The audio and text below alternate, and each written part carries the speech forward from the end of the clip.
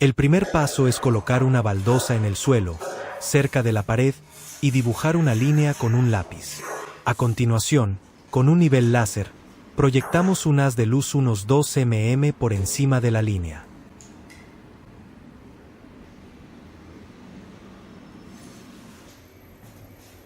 Debajo de esa línea, fijamos listones de madera con pequeños clavos, que servirán de guía para comenzar la instalación.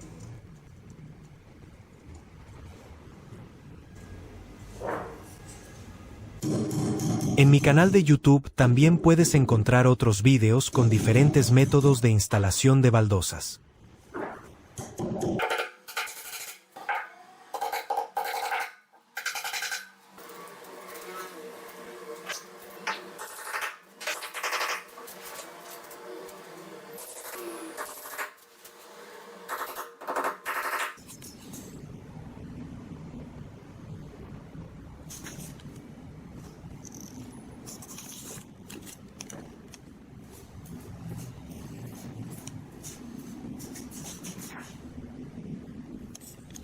Antes de